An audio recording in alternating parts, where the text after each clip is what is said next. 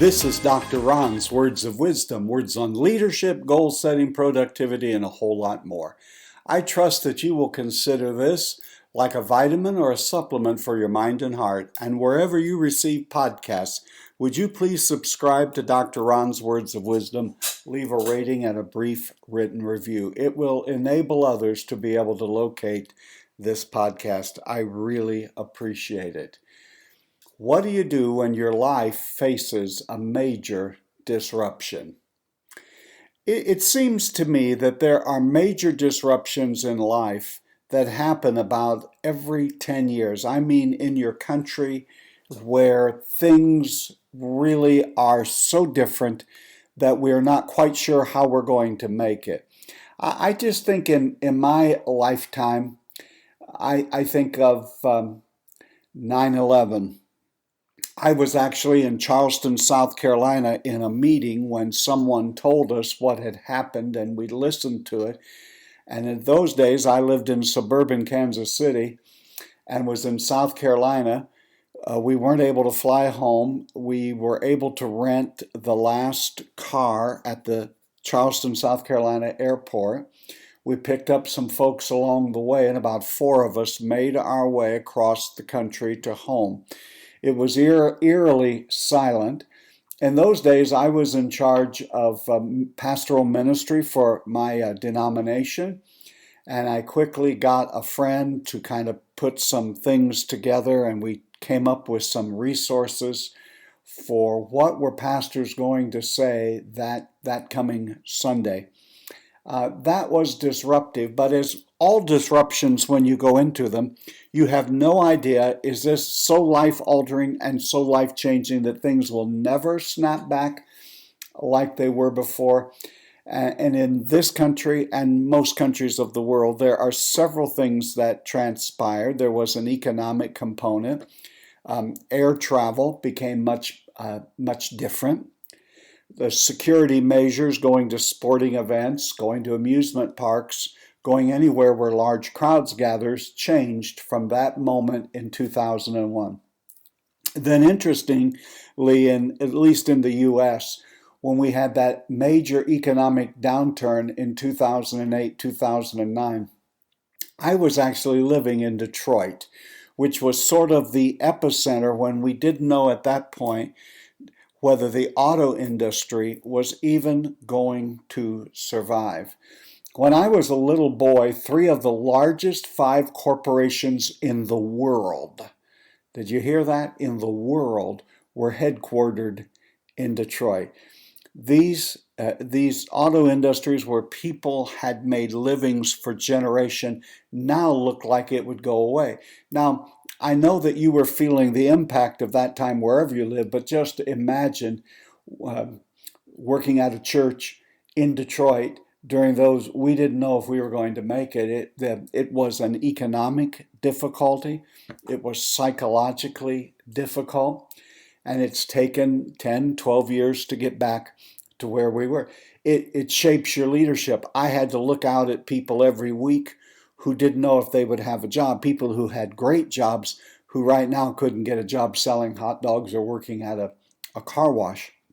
And what do you say? And how do you help people through all of that? Well, then fast forward to where we are today, roughly 12 years later, and COVID-19, which has changed everything. Now, there are always people who think everything will go back just as it was before this happened. There are others who will have a doomsday scenario. The truth is usually somewhere in between those two assessments. But make no mistake, something is going to change. Not everything is going to, especially immediately, and more than likely in the long term, not snap back like it was before. We will become much more cautious about gathering together in large crowds, especially those who may be a little, like myself, on the older side of the equation. So it's not a time for panic, but it is a time for clear-headed discussion. And it's time to ask ourselves, how do you manage? How do you lead? What do you do when you have one of these major disruptions that happens?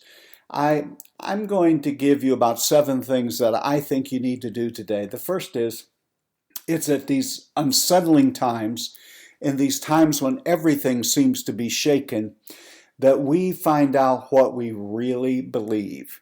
If you believe in God, then you ought to be talking to Him.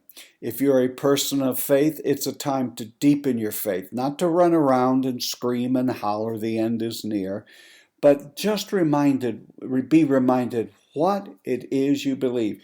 Now, I'm sure there are many of you who are listening who don't have a belief system, but the fact of the matter is, you don't really get to declare what you believe when the sun is shining, you have money in the bank, and everything is going your way.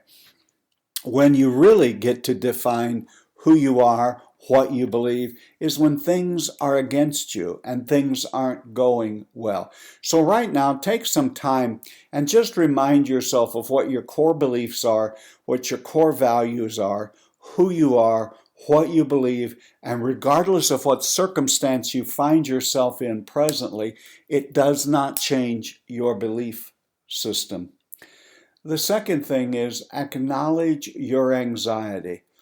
I was with a group of leaders electronically the other day, and one of them admitted that it is a fearful and a frightening time. I think anyone who tries to tell you that going through what we are going through right now, that they have never had an ounce of anxiety and they've never had any concern or alarm, are not telling you anything about their faith. They are probably more or less telling you that they are delusional, or they're telling you something about their mental health. I have found, and I am as optimistic as anyone that I know, but I have found, especially as it drags on, there being moments in which I have sadness. There's always sadness when you lose things. There's always sadness when there is disruption. There's always sadness when you can't go on like you were just a few weeks ago. I think it's time to take a deep breath, step back, and acknowledge this is a time of high anxiety. For you, the leader, for those you are leading, it's high anxiety time for your family. We've never been here. There's no rule book that tells us how to get through this unless we go back to our faith. And I think we can say, I'm optimistic, we're going to get through this, we will come out, we'll learn some things, we'll be better, we'll change some things. All of that I totally agree with. But I think as a leader, let's not pretend that this is not an anxious time. People are filled with anxiety. Let's acknowledge it. You can't really attend something. You can't really do something until you acknowledge the pain and you acknowledge where people are and you acknowledge yourself. This is why in these last few podcasts I've been emphasizing self-care. Make sure you take care of yourself physically. Get some exercise. It's vitally important. It will help you not only physically, but it'll help you mentally and emotionally and lower that stress and anxiety level somewhat. Stretch your mind. Do something. Don't just wander around not really accomplishing anything. Do something. So acknowledge the fact that you're feeling anxious. It's okay to feel anxious. But it's just not okay to camp there and to dwell there forever. I believe the third thing that you need to do when we're going through a major disruptive event is not just define reality. You know, that is Max Dupree's definition of a leader, is to define reality and then at the end of the day say thank you. I think maybe the better way that I ought to state this is we may need to redefine what reality is. It may be that it'll be several weeks or months before we're able to get into groups larger than 50. And for some of the workplace and for not-for-profits and worshiping groups, this is going to call on our greatest efforts at creativity. How are we going to move forward? How are things going to look? It's also a time to say, what are some things that I wasn't prepared for that I need to get prepared for? If you don't have an emergency fund, you may need to start defining that and funding that. If you haven't been taking care of your health, if you've gotten out of shape, then part of that defining reality is I need to take care of my physical well-being. Maybe it's a great time for us to declutter our garages and our storage units, because at the end of the day, not any of that stuff is going to help us through what we're going through. So define what reality is, and we're going to have to find workarounds. We're going to have to find new and creative ways of doing whatever it is we're needing to do. But we have to define the reality. And whatever we think, the reality has somewhat changed over these past several hours, days, weeks, and now a month or two. So, leader, we're counting on you to not just define our reality. We may need you to really think it through and help us to redefine where our reality is. The fourth thing that I would remind you when you're going through an extremely disruptive event is to stay in touch with the people. That's your family. We're fortunate that we live in a day and age where you can reach out and touch people via email, text, other kinds of direct messages. And I would even say it might even be the time for you to pick up a telephone and call them, or a cell phone. Stay in touch. A lot of times people are feeling anxiety because they're all alone. And I would especially remind you to think of the people in your life who are by themselves.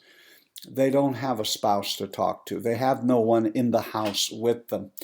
They need someone to reach out and to stay in touch. And leader, since you can't do all of the things that you normally do, one of the best things you could do right now is just to stay in touch. Send a note, send an email, text, phone call.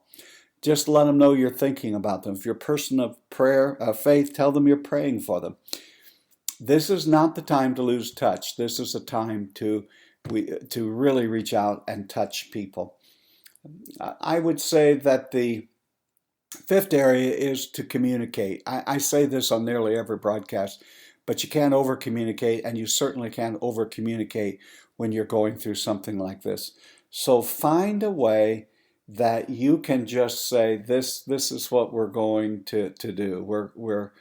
Here's our program. Even if you say the same thing, at least gives us the impression you're thinking about us, you're thinking about the future, you're walking through various scenarios of how the future is going to look and how indeed we are going to get through all of this. And we will get through it, but we need you, leader, to step up and to remind us of that. I think I would finally say it's imperative, leader, that when our people and ourselves are going through a major disruptive event, we've already said we have to define reality, we have to acknowledge anxiety, we have to understand that many people are sad, but let's focus on the hopeful. Let's focus on the hopeful that we will somehow get through this. Now, we may have to leave some things behind. We may have to let go of some things. And there are indeed areas that may in fact change. We don't know all of that yet, but it shall unfold. But focus on the hopeful. The history of humanity from the Bible days to today is that there have been these major disruptive events, but the people have always gotten through them. This too shall pass. We'll come out of this. We'll have learned some lessons. There'll be sadness and joy. There'll be wonderful, wonderful opportunities that we need to focus on, as well as focusing on those things that have changed. But if there's one person that we look to for hope, it is always our leader. We look to our leaders to offer us hope. Do that, leader.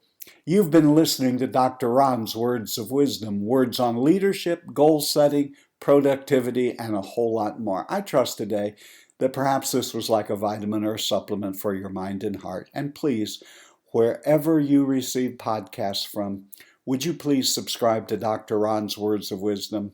Tell your friends and neighbors. Leave a rating. If you could write a brief written review, it would be very, very helpful. And even in times of major disruption, my leadership friend, you are doing better than you think you are. You really are. Hang in there. And until next time, this is Dr. Ron saying, have a great and blessed day.